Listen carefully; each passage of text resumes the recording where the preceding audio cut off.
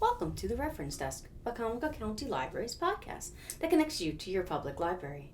My name is Vicky, and I'm so glad you tuned in for this month's podcast. It's officially summer. That means long hot days, family trips, and of course going to the beach, hoping to catch up on that TBR, that to-be-read list you've been ignoring. Beach reads, in general, are lighthearted stories that you can read while still enjoying the relaxing atmosphere of the seaside, or if you've got little ones, you can still keep a weather eye on that one kid who seems bent on their own destruction. This month, I'm going to go over a bunch of books that would make a wonderful addition to your beach or poolside reading this summer. Each of these titles is available digitally through Libby, as well as in the standard flip-to-pages format from your local library. I find that digital books are really convenient for the beach, since you don't have to worry about the books getting splashed accidentally or getting grains of sand trapped in the cover. Also, if you have a Kindle, most titles can be sent to your Kindle account, and you can reserve your phone camera for capturing memories with friends and family. The first one I'm going to recommend is Golden Girl by Erin Hildebrand. Erin Hildebrand is the quintessential fluffy reads. She writes some good deep ones too, but she does tend to write a lot of those really good beach reads. Not very involved, not very deep books, but they're really enjoyable. Great plots, great character development. This book, it starts with the sudden death of a successful author named Vivian. She leaves behind 3 almost grown children, and she ascends to the beyond, where she's assigned to a person, I'm using air quotes, named Martha, who allows her not only to witness one last summer below, but also gives Vivian 3, and again air quotes, nudges to use however she sees fit. Check out this read to see how she decides to use her nudges to guide her children one last time. Quick trigger warning on this one because it is a thing. There is miscarriage involved in this story, talk of miscarriage, and if that's a trigger for you, just be aware. The next book is Small Great Things by Jodi Picoult, another one of those very, very popular authors, as she writes a lot of really great stuff that's really great for beach reads, as well as Erin Hildebrand. This one's called Small Great Things. It's a bit heavier. This is more timely than ever. This novel centers around race, prejudice, justice, and compassion. Ruth Jefferson is an L&D nurse, a labor and delivery nurse, in case you're not aware of what that means, with 20 plus years of experience. During her routine check on the newborns, she's informed that the parents of one of the babies are requesting that she not care for their child. The parents are white supremacists, and Ruth is African American. During the child's stay, while only Ruth is in the nursery, the child goes into cardiac arrest. Because of all the issues with the parents, she hesitates to start CPR, and the result ends with a lawsuit for Ruth from the parents. The story follows Ruth's interaction with her white public defender, as well as her efforts to keep her teenage son from the effects of the media firestorm that ensues. The next one is There, There by Tommy Orange.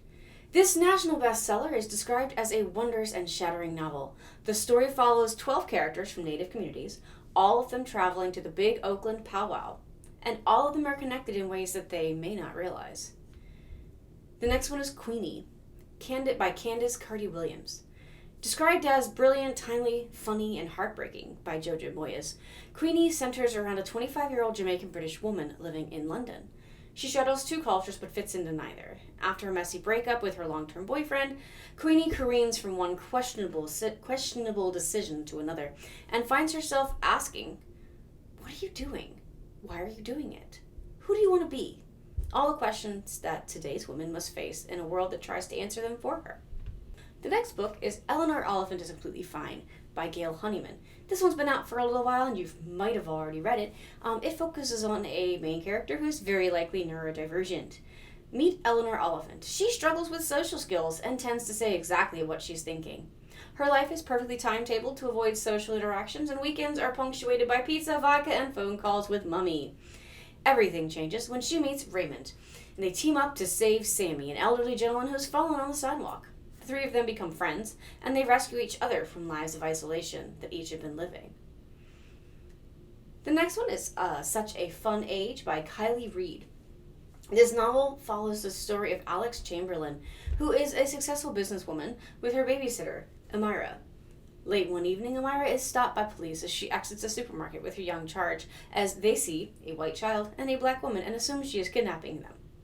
The encounter attracts a crowd and is even filmed, which humiliates the young woman. Alex is horrified by what has occurred and is determined to make it right. In the process, both women uncover secrets about the other as they go on a journey of growth and discovery. There are many, many more recommendations, but if I had read a synopsis of each one, we'd be here all day. So next, I'll bring up a few more. Feel free to check out any of these on Libby or in physical form at any of our branches. Anxious People by Frederick Bachman. This is called a quirky, lighthearted novel. It's very popular, still circulates very, very frequently today. The Most Fun We Ever Had by Claire Lombardo. Another one is 500 Miles From You by Jenny Colgan. The Unhoneymooners by Christina Lauren. I thought that looked really fun. Another by Erin Hildebrand, now called 28 Summers. That's a really interesting one. These two people who are friends, they basically meet every summer at the same time for 28 years and 28 summers, and regardless of whether they're involved or not. That was really cool. People We Meet on Vacation by Emily Henry.